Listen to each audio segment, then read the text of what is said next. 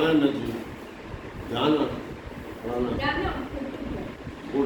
नमः पार्वती पतये हर महादेव गोपिका जीवनस्मरणं गोविंदा गोविंदा जानकी कांत स्मरणं जय जय राम राम सद्गुरु स्वामिनः जय वीर धीर शूर पराक्रमांजनेय स्वामिनः जय ओम भागीशाद्यास्तु मनसः सर्वार्थानामुपक्रमे यन्नत्वा कृतकृत्या स्युः तं नमामि गजाननं दोर्भिर्युक्ता चतुर्भिस्फटिकमणिमयी वक्षमालां दधाना हस्ते नैकेन पद्मं सितमपि च शुकं पुस्तकं चापरेण भासा कुन्देन्दु शङ्खस्फटिकमणिनिभा भासमाना समाना सा मे वाग्देवतेयं निवसतु वदने सर्वदा सुप्रसन्ना श्रीकान्तो मातुलो यस्य जननी सर्वमङ्गला जनकः शङ्करो देवः तं वन्दे कुञ्जराननं वागर्थाविव सम्पृक्तौ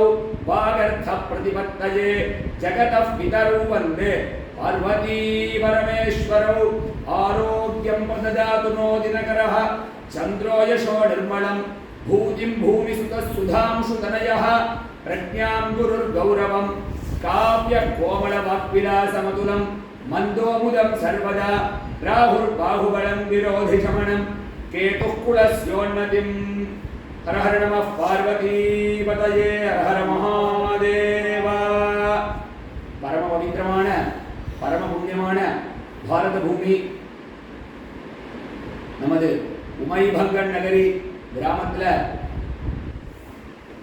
மத்தியமமாக அற்புதமான அரசமரத்தடியில் ரொம்ப ஒரு அத்யுதமான ஆலயத்தில் வீட்டிலிருந்து அருள்பாலிக்கக்கூடிய பால மகாகணபதியினுடைய சன்னிதானத்தில் இன்றைய தினம் நூதன சம்பத்சரம் சித்திர விஷு பராபவ நாம சம்பத்சரம் புத்தம்புது நாள் இன்றைய தினம் பஞ்சாங்க பఠன சிரவணத்துக்காக நாமெல்லாம் சுவாமி சன்னிதானத்தில் கூடியிருக்கோம்.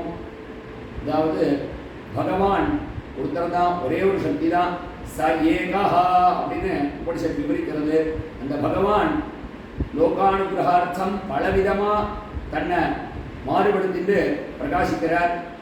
அப்பேற்பட்ட பகவான் காலம் சர்வம் காலகிருதம் மன்னியே அப்படின்னு சாஸ்திரங்கள் சொல்றது.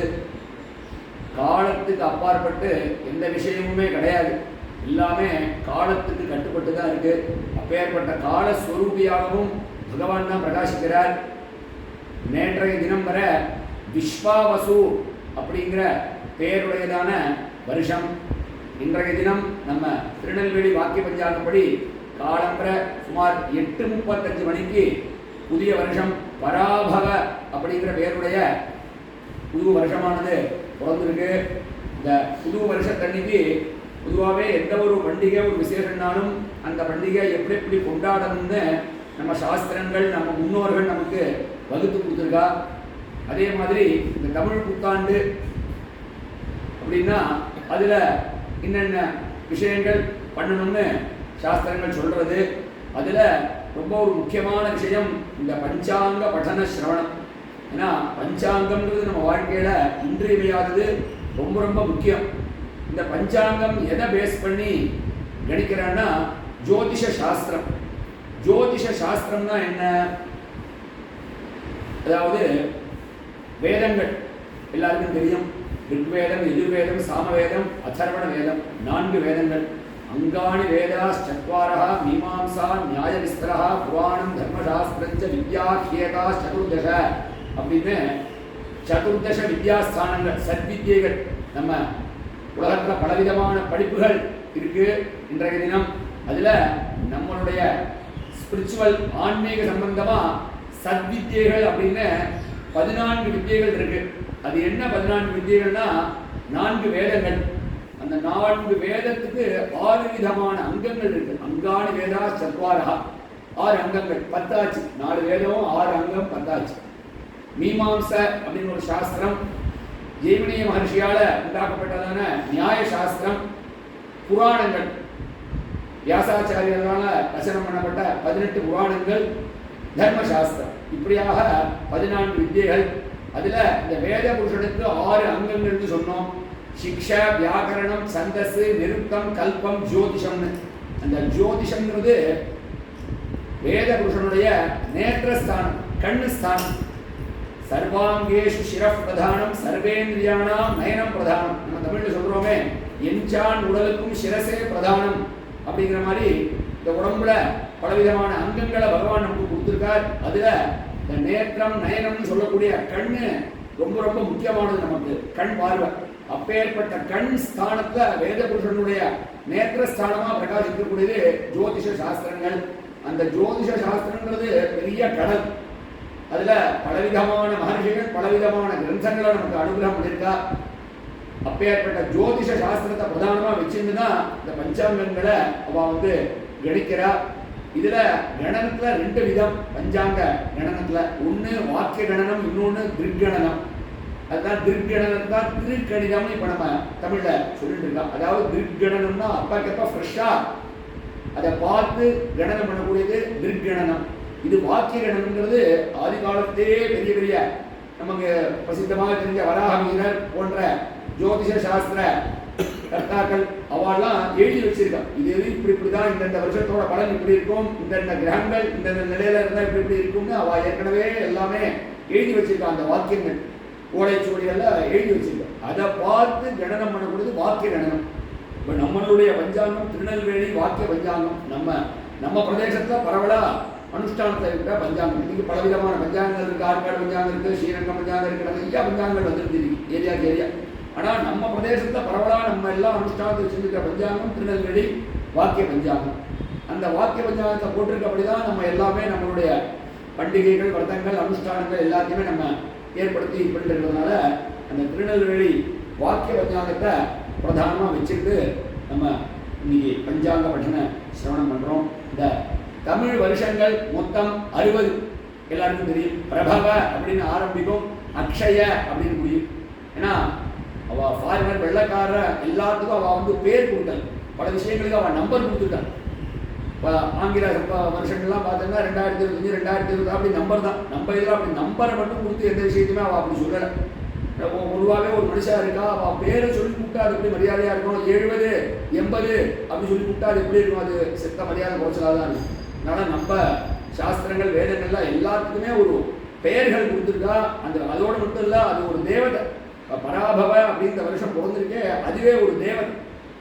அந்த 60 வருஷமும் 60 படிகளாக முருகப்பெருமானோட அறுபடை வீடுல சுவாமி மலை அப்படிங்கிற க்ஷேத்திரத்துல இந்த 60 தமிழ் வருஷங்களும் 60 படிகளா சுப்பிரமணிய சுவாமிக்கு இருக்கு. நம்ம 60ஆங்கிற கட்டிடப்பூர்த்தி பண்ணிக்கிறதோட தாற்பயமே அதான். நம்ம இப்போ எந்த தமிழ் வருஷத்துல பிறக்கிறோமோ நமக்கு 60 வயசு ஆகிட்டுனா ஒரு சர்க்கிள் ஃபுல்லா அந்த 60 தமிழ் வருஷங்களும் நம்ம வாழ்க்கையில பார்த்துட்டோம். அதனால அந்த சக்தி சம்பஸ்திர தேவதைகளுக்கும் சக்திபூர்த்தியில பூஜை உண்டு. இப்படியாக 60 வருஷங்கள். அடுத்தாப்புல அயனம், 2 அயனம் எல்லாருக்கும் தெரியும். உத்தராயணம், தட்சிணாயணம். தை பிறந்தா சூரியனுடைய தேர் திரும்புறது. தை மாசத்துலேருந்து ஆணி மாசம் முடிகிற வரைக்கும் உத்தராயணம், தேவர்களுடைய பகல் பொழுது. அடுத்தாப்புல ஆடியிலேருந்து ஆரம்பிச்சு மார்கழி முடிகிற வரைக்கும் தட்சிணாயணம், அது தேவர்களுடைய இரவு பொழுது. தேவர்களுடைய பகல் பொழுதுல தான் நம்ம பலவிதமான விசேஷங்கள்லாம் பண்ணணுங்கிறதுக்காக தான் உத்தராயணம் பிறந்தா தை பிறந்தால் வழி பிறக்கும்னு. தை பிறந்ததுக்கு அப்புறம் தான் நம்ம கல்யாணங்கள், பூனல், இது மாதிரி பல விஷயங்கள் தேவர்களோட பகல் பொழுதுல நம்ம வச்சுக்கிறோம். தட்சிணாயணத்தில் பண்டிகைகள் நிறையா வரும். இப்படி தட்சிணாயணம், உத்தராயணம். அடுத்தாப்புல 12 மாசங்கள் எல்லாருக்கும் தெரியும். சித்திர, வைகாசி, பங்குனி வாங்கி. அதே 12 மாசங்கள் தான் சம்ஸ்கிருதத்துல மேஷம், ரிஷபம் 12 ராசிகளோட பேரா சம்ஸ்கிருதத்துல இருக்கு. அதுக்கப்புறம் திதிகள், வாரம், கிழமைகள், நட்சத்திரம், யோகம், கரணம், இப்படி பலவிதமான விஷயங்களை உள்ளடக்கிறதுனா இந்த பஞ்சாங்கம்னு சொல்ல முடியாது. இந்த பஞ்சாங்கத்துல பிரதானமா இருக்கிறது திதி, வாரம், நட்சத்திரம், யோகம், கரணம். திதி நமக்கெல்லாம் தெரியும். 15 திதி. பிரச்சமையிலேருந்து ஆரம்பிச்சு ஒன்றுல அமாவாசை, சுக்லபக்ஷம், வளர்பிறை.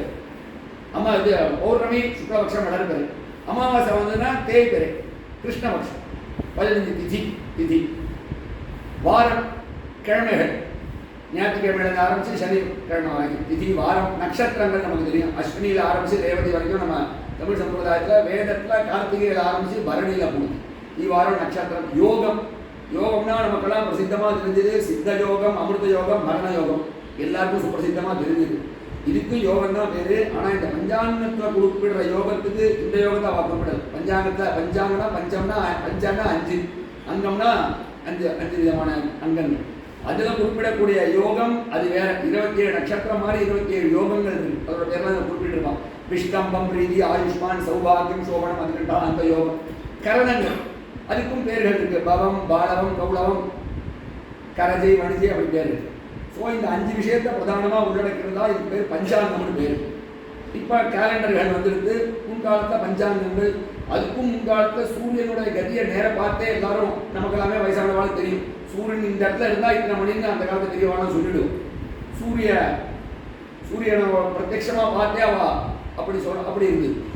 ஸோ இந்த பஞ்சாங்கம் இது எல்லா ராத்திரியும் இந்த பஞ்சாங்கம் இருக்கணும். நமக்கு சில பார்க்க தெரியும், சில பேருக்கு பார்க்க தெரியாது. பார்க்க தெரியுறதோ பார்க்க தெரியலையோ அந்த பஞ்சாங்கம் ஆற்றுல இருக்கணும். அதனால தான் தை மாதம் பிறந்தோடனே அவள் பஞ்சாங்கத்தை வெளியிட்டுறான். நம்ம வாத்தியார் கையால் எல்லா ராத்திரியும் பஞ்சாங்கங்கள் கொடுத்து பார்க்க தெரிஞ்சவா டெய்லி பஞ்சாங்கம் பார்த்தா ரொம்ப விசேஷம். இதனுடைய பலஸ்ருதி இருக்குது. பஞ்சாங்கம் பார்த்து அந்த விஷயங்களை தெரிஞ்சுக்கிறதுங்கிறது ரொம்ப ஒரு சிம்பிளான விஷயம் தான். காலம்பரை ஏற்று பஞ்சாங்கத்தை பார்த்து விஷயம் தெரிஞ்சுது. ஆனால் அதனுடைய பலன் ரொம்ப பெருசாக இருக்குது. அதை பின்னாடி பலஸ்ருதியில் சொல்கிறேன். ஸோ இந்த வருஷம் பராபவ நாம சம்பத்சரம் மகாகணபதி நித்யம் மகாசேனாபிநந்திதம் மகாத்மான மகம் வந்தே மகாபய நிவாரணம். அதுக்காப்புல இந்த 60 வருஷங்கள் பேர் சொன்னோம். இந்த ஒவ்வொரு வருஷத்துக்குமே ஒவ்வொரு தேவதைகள் இருக்கு. அதே மாதிரி நம்மளுடைய சித்தர்கள் 18 விதமான சித்தர்கள் இருக்கா. சித்தர்கள் ஒவ்வொரு வருஷத்துக்கும் இந்த வருஷம் இப்படி தான் இருக்கும்னு தமிழ்லையும் ஒரு வெண்பா தயாரித்து இது பண்ணி வச்சிருக்கா. அதுவும் ஒவ்வொரு வருஷத்துக்கும் பிரதி வருஷத்துக்கும் இருக்கு. இந்த நம்ம திருநெல்வேலி வாக்கிய பஞ்சாங்கம் கணிக்கக்கூடியவா பாரத்வாஜ கோத்திரத்தில் ஜனித்தவரும் ஜோதிஷ சாஸ்திர பாரங்கதரும் எனது பிதாபுமான குருவின் உபய சரணாரவிந்தங்களை வணங்கிக் கொண்டு இப்பஞ்சாங்கத்தை கணிக்க ஆரம்பிக்கிறேன். பஞ்சாங்கம் கணிக்கக்கூடிய ஜோதிஷால் மூதாதையர்களுக்கு வணக்கம் தெரிவித்து இந்த பஞ்சாங்கத்தை கணிக்க ஆரம்பிக்கிறார். இப்போ சொன்னேனே இந்த வெண்பா மிக்க பராபவத்தின் மேதினியிர் பின்மழையாம் தக்க பசு கடற்கைக்குமே இக்கு பழிக்காது 4 வகை பல்லுயிருக்கு மின்பம் கழிக்காதெனவே கருது. அடுத்தாப்புல நவநாயகர்கள் நவகிரகங்கள் பகவான் ஒருத்தர் தான். அவராலேயே எல்லா டிபார்ட்மெண்ட்டையும் பார்க்க முடியாது. அப்படிங்கிறதுனால பல பேருக்கு பலவிதமான டிபார்ட்மெண்ட்களை பகவான் பிரித்து கொடுத்துருக்க. இதில் பிரதானமாக பல விஷயங்களை பார்த்துக்கிறதுக்கு நவகிரகங்களை பகவான் நியமிக்கிறார். ஒவ்வொரு வருஷத்துக்கு ஒவ்வொரு கிரகம் ராஜா, ஒவ்வொரு கிரகம் மந்திரி, சேனாதிபதி, அர்காதிபதி. இப்போ நமக்கு இப்போ எலெக்ஷன் நடந்து எப்படி மந்திரி சபை அமைக்கிறாளோ அதே மாதிரி பகவானுடைய மந்திரி சபை அதுக்கும் ஒரு நிர்ணயம் இருக்கு. இப்போ இந்த வருஷத்துக்கு யார் ராஜா அப்படிங்கிறதுக்கு என்ன நிர்ணயம்னா, இப்போ கொஞ்ச நாள் முன்னாடி தெலுங்கு வருஷ பிறப்பு யுகாதி பண்டிகை வந்து அந்த தெலுங்கு வருஷ பிறப்பு என்ன கிழமையில பிறக்கிறதோ அந்த கிழமைக்கு உடையவன் யாரோ அவர் தான் இந்த தமிழ் வருஷத்துக்கு ராஜா. அதான் யார் ராஜா அப்படிங்கிறதுக்கு உண்டான நிர்ணயம். தமிழ் வருஷம் பிறக்கிற அன்னைக்கு என்ன கிழமையோ அந்த கிழமைக்கு உடையவன் யாரோ அவர் தான் மந்திரி. அப்படி நிர்ணயம். ஸோ இந்த வருஷம் தெலுங்கு வருஷம் யுகாதி பண்டிகை குருவாசரமான வியாழக்கிழமை அன்னைக்கு வந்து அப்படி வந்ததுனால இந்த வருஷத்தினுடைய ராஜா குரு பகவான் வியாழன் இந்த வருஷத்துக்கு ராஜாவாக பிரகாசிக்கிறார். இன்றைய தினம் செவ்வாய்க்கிழமை தமிழ் வருஷம் பிறந்திருக்கு. அதனால செவ்வாய் மந்திரியாக பிரகாசிக்கிறார். இப்படி ஒவ்வொரு போஸ்டுக்குமே நிர்ணயங்கள் இருக்கு. இது ரெண்டும் பிரதானமாக ரெண்டு பிரதானமாக தெரியும்.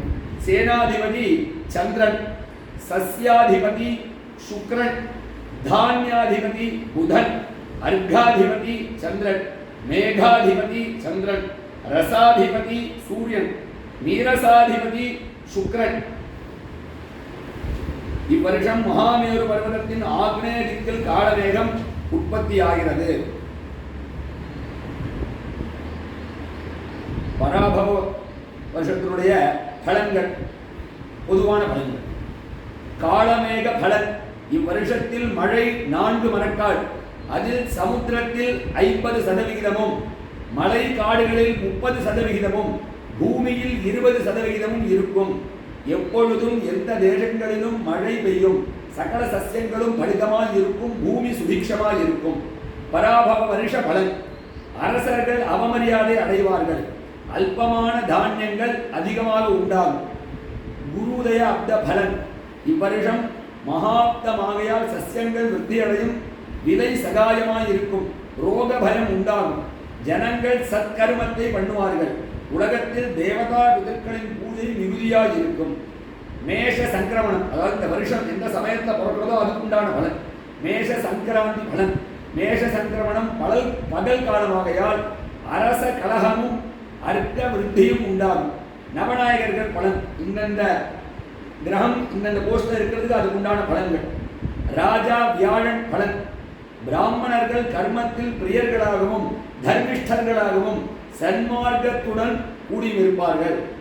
அரசர்கள் நியாயத்தை அறிவார்கள், ஜனங்களுக்கு ஆரோக்கியமும் நல்ல மழையும் இருக்கும்.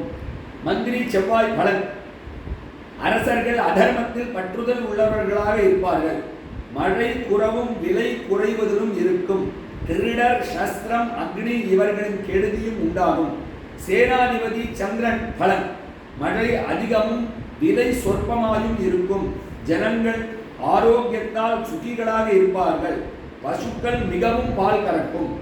சஸ்யாதிபதி சுக்கிரன் பலன், ஜலத்தில் விளையும் தானியங்களும் ஸ்தலத்தில் விளையும் தானியங்களும் மிகுதியால் உண்டாகும், வெண்பூமி பிரதேசம் பலிதமாயிருக்கும். தானியாதிபதி புதன் பலன், காலமழை வருஷிக்க மாட்டாது, அதனால் பயிர்களுக்கு கெடுதியும், மேகங்கள் காற்றினால் பீடிக்கப்படும், ஜனங்களுக்கு பயம் உண்டாகும். அர்காதிபதி சந்திரன் பலன், மழை பெய்யும், ஆகிலும் சஸ்யங்களுக்கு கெடுதியும் அனுகூலமும் இருக்கும், விலைகள் சகாயமாய் இருக்கும். மேகாதிபதி சந்திரன் பலன், சகல தேசங்களிலும் நல்ல மழை பெய்யும், தானிய வகைகள் பலன் உள்ளதாய் இருக்கும், பசுக்கள் மிகவும் பால் கொடுக்கும். ரசாதிபதி சூரியன் பலன், சந்தனம் குங்குமம் சாம்பிராணி விளக்கெண்ணெய் முதலியவைகளும் ரச வஸ்துக்களும் சமிருத்தியாய் இருக்கும். நீரசாதிபதி சுக்கிரன் பலன், ஈயம் முத்து வெள்ளி வெளுப்பு வஸ்திரம் இவைகள் மிகுதியாய் உண்டாகும்.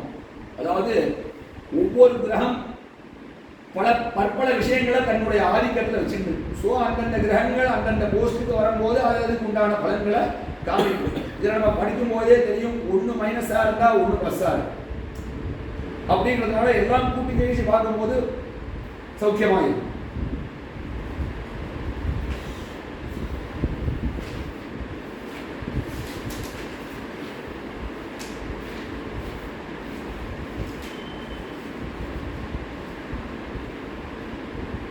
கொல்லம் 1201ஆம் ஆண்டு பராபவ வருஷம் சித்திரை மாதம் மேஷரவி, இங்கிலீஷ் 2026, பசலி 1435, ஹிஜ்ரி 1447, உத்தராயணம் வசந்த ரிது. ஏப்ரல் 2026 ஏப்ரல் 14, தமிழ் 1, செவ்வாய்க்கிழமை துவாதசி, 39 நாழிகை 36 வினாடி, இரவு 9:50 வரைக்கும் துவாதசி. சதய நட்சத்திரம், சதய நட்சத்திரம் தான் இந்த வருஷம் பிறந்திருக்கு. சதய நட்சத்திரம் 19 நாழிகை 8 வினாடி, பகல் 1:39 வரைக்கும் சதய நட்சத்திரம், அதுக்கப்புறம் புரட்டாதீங்க. யோகம் ஏற்கனவே சொன்ன 27 யோகங்கள்ல சுப்பர யோகம் இன்னைக்கு 18 நாழிகை 16 வினாடி. கரணம் கௌளவ கரணம் 10 நாழிகை 13 வினாடி. தியாஜ்யம் தியான்னு போட்டிருப்பான். அப்படின்னா இந்த டெய்லியே நாழிகைகள்ல சில நாழிகள் சில விஷயங்கள் தியாஜ்யம்னா விளக்கத்தக்கது. அவன் என்ன நாழிகை எது போட்டிருக்காரோ அந்த நேரம் நம்ம வந்து விளக்கணும். அதுதான் தியாஜ்யம்னு கொடுத்துருவா பஞ்சாங்கத்தில். 35 நாழிகை 3 வினாடி. மேஷரவி 6 நாழிகை 27 வினாடி. ஏற்கனவே சொன்ன மாதிரி பகல் 8:35 மணிக்கு மேஷ சங்கிரமணமானது இன்றைய தினம் ஆயிருக்கு. சூன்யார்க்கம் விஷு புண்ணியகாலம் வராக ஜெயந்தி சௌரமான அதிகதிதி சாந்திரமான துவாதசி திதி. இதான் பஞ்சாங்கம் வாசிக்கக்கூடிய பத்தல். என்ன வருஷம், என்ன அயனம், என்ன ரிது, என்ன மாசம், என்ன திதி, இப்படி டெய்லியே பெரிய பெரிய மடங்கள்ல கோயில்கள்லாம் பார்த்தோம்னா அதுக்குன்னே ஒரு ஆள் நியமிச்சிருப்பான். கோயில்கள்லாம் முன்னாள் அத்தேன பட்டர்னு சொல்லுவோம். அவள் நியமிச்சிருப்பான். அவள் டெய்லி சுவாமி சன்னிதானம் தான் பஞ்சாங்கம் வாசி. கோயில்கள்லையும் சரி, மடங்கள் சிங்கேரி மடம் காஞ்சி மடம் போன்ற இடங்கள்ல அவள் டெய்லி பஞ்சாங்கம் வாசி. இதே மாதிரி காலங்கள் இப்போ பஞ்சாங்கம் வாசிக்கும் போது அடுத்த நாளோட பஞ்சாங்கத்தையும் சேர்த்து வாசிக்கிறதுங்கிறது ஒரு சம்பிரதாயம். நாளைக்குள்ள பஞ்சாங்கத்தையும் வாசிக்கும். நாளைய தினம் இங்கிலீஷ் 2026 ஏப்ரல் 14, தமிழ் 2, புதன்கிழமை. ஏப்ரல் 15 தமிழ் 2 புதன்கிழமை, திரையோதசி 37 நாழிகை 7 வினாடி, இரவு 8:51 வரைக்கும் திரையோதசி. பூரட்டாதி நட்சத்திரம் 18 நாழிகை 48 வினாடி, பகல் 1:31 வரைக்கும். பிராமணாம யோகம் 13 நாழிகை 57 வினாடி, கரஜகரணம் 8 நாழிகை 21 வினாடி, தியாஜ்யம் 42 நாழிகை 15 வினாடி. மகாசிவராத்திரி பிரதோஷம் சௌரமான அதிக திதி, சாந்திரமான திரையோதசி திதி. அதாவது இதுல நாழிகை தான் முன்னாடி பழைய கணக்கு, முன்காலத்தை நாழிகாச்சுன்னு சொல்லுவோம். அதுக்கப்புறம் தான் மணி கணக்கு வந்தது. நாழிகை கணக்கு என்னன்னா, ஒரு நாழிகைங்கிறது 24 நிமிஷம். ஒரு நாழிகைங்கிறது 24 நிமிஷம். ஒரு நாளுக்கு சராசரியா 60 நாழிகை. இப்ப சில நாள் பஞ்சாங்கத்தில் பாட்டுன்னா அதை போட்டுருக்காங்க. சதுர்தசி திதி 60 நாழிகைன்னா பூராவும் அப்படின்னு போட்டிருக்கோம். 60 நாழிகை ஒரு திதியோ நட்சத்திரமோ இருந்தா அன்னைக்கு முழுக்க இருக்கு, பூராவும் எழுது. ஸோ ஒரு நாளுக்கு 60 நாழிகை கணக்கு, நாழிகை கணக்கு படி சொல்றேன். அதுல பகல் 30 நாழிகை, ராத்திரி 30 நாழிகை. அதுல பகல்ல இன்னும் பிரிவுகள் இருக்கு, ராத்திரியில பிரிவுகள் இருக்கு. அது இப்போ பகலை பார்த்தோம்னா காலங்காத்தால உஷ காலம், அதுக்கப்புறம் பிராத காலம், அதுக்கப்புறம் சங்கம காலம், மாத்தியான்மிக காலம், அபராண்ண காலம், இப்படி பல விதமா பகலை பிரிக்கிற. காலங்காத்தால 4 to 4 மணிக்கெல்லாம் உஷ காலம்னு பேரு. சூரியன் உதிச்சதுலேருந்து ஒரு 8:20 மணி வரைக்கும், 6 மணிக்கு சூரிய உதயம்னு வச்சுக்கணும்னா 8:20 மணி வரைக்கும் அது பிராத காலம். 8:20 மணிக்கு மேலே சங்கம காலம்னு பேர். இப்போ பல விஷயங்களுக்கு சங்கம காலத்தை பண்ண சொல்லுது. அதுக்கப்புறம் உள்ளதுதான் சங்கம காலம் முடிஞ்சு அப்புறம் மாத்தியானிக காலம். 10 மணிக்கு மேலே மாத்தியானிக காலம். மாத்தியானிக காலம் முடிஞ்சு அதுக்கப்புறம் அபராண்ண காலம். மத்தியானம் உச்சி வெயில் நேரத்துலேருந்து உச்சி வெயில் நேரத்துக்கு மேலே குதப காலம், அபராண்ண காலம். இப்படி பல விதமா. அதுக்கப்புறம் சாயங்காலம், அதே மாதிரி ராத்திரி சந்தியா காலம். இப்போ ராத்திரியோட முன்னிரவு பின்னிரவு, நம்ம சிவராத்திரி நாள் ஜாமம் நம்ம பண்றோமே, இப்படி பல விதமா 60 நாழிகை அவன் பிரிச்சிருக்கா. அதுதான் இங்கிலீஷ் கால 60 நாழிகைன்னா 24 மணி நேரமா அவன் வகுத்து கொடுத்து 12 மணியோட அடுத்த நாள் போடுறதுன்னு அவளோட கணக்கு. 12 மணியோட அடுத்த நாள்ங்கிறது நம்ம சாஸ்திரப்படி கணக்கு இல்லை, வெள்ளக்காரனோட கணக்கு. நமக்கு 12 மணி கணக்கு இல்லை. ராத்திரி சுமார் 1:40 மணி, காலம்பரம் 6 மணி சூரியோதயம் வச்சுட்டோம்னா ராத்திரி 1:40. எதுக்கு இந்த 1:40 கணக்குன்னா, ஒரு குழந்தை பிறக்கிறது, அல்லது ஒருத்தர் காலமாக, இல்லை யாரோ ஒருத்தர் ரித்துவாகிற, ஒரு குழந்தை பெரியவளாகிறதாகட்டும், லேடிஸ் தூரமாகிறதாகட்டும், அதுக்கு ஒரு கணக்கு வேணுமே. ராத்திரி 2 கட்டானா ஆனால் 3 நாள் அவள் கணக்கு ஒதுக்கணும்னு. ராத்திரி 2 கட்டானா ஆனால் இன்னைக்கு கணக்கில் எடுத்துக்கிறதா நாளை கணக்கில் எடுத்துக்கிறதா, அதுக்கெல்லாம் தான் அவள் சாஸ்திரத்தை ஒரு நிர்ணயம் வச்சிருக்கேன். ராத்திரி 1:40 மணி, அதுக்கு முன்னாடி ஆனால் இன்னைக்கு கணக்கு, அதுக்கப்புறம் ஆனால் நாளைக்கு கணக்கு. இப்படி நம்மளுடைய கணக்கு வேற, வெள்ளைக்காரனோட கணக்கு வேற. அவளுக்கு தான் ராத்திரி 12 மணி ஆனால் அடுத்த நாள் ஆகிடுது, அடுத்த நமக்கு அப்படி இல்லை. அடுத்த நாள் நம்ம உஷக்காலமாவது ஆகணும், அப்போதான் அடுத்த நாள் கணக்கு நம்ம எடுத்துக்க முடியும். இது இன்னும் கொஞ்சம் விஷயத்துல ராத்திரி 1:40 மணின்னு சொல்லும். அடுத்த நாள் உஷக்காலம் 4 மணி, சூரியன் உதிச்சாதான் அடுத்த நாள் நமக்கு முழுமையாக ஆகும். அப்படி நம்ம கணக்கு. இப்படி பலவிதமான கணக்குகள் இருக்கு. இதுல சித்திர மாசத்துல இப்போ உடனே சித்திர வருஷம் பிறந்திருக்கு. வருஷம் பிறந்து 16ஆம் தேதி, ஏப்ரல் 16ஆம் தேதி முதல்ல போதான அமாவாசை போதான அமாவாசையாக வந்துருது முதல் தடவை. ஏப்ரல் 14 போதான அமாவாசை, ஏப்ரல் 17 சர்வ அமாவாசை. அடுத்தாப்புல அக்ஷய திருதியை, ஏப்ரல் 20ஆம் தேதி அக்ஷய திருதியை, ஏப்ரல் 21 சங்கர ஜெயந்தி. சொல்லுவோம். அடுத்தாப்புல நிருசிம்ம ஜெயந்தி, சித்திரகுப்த பூஜை, சித்ரா பௌர்ணமி. அதுக்கட்டாப்புல சுப்பிரசித்தமாக இருந்த கத்திரி வெயில்னு சொல்லக்கூடிய அக்னி நட்சத்திர ஆரம்பம். மே 4ஆம் தேதி அக்னி நட்சத்திர ஆரம்பம்.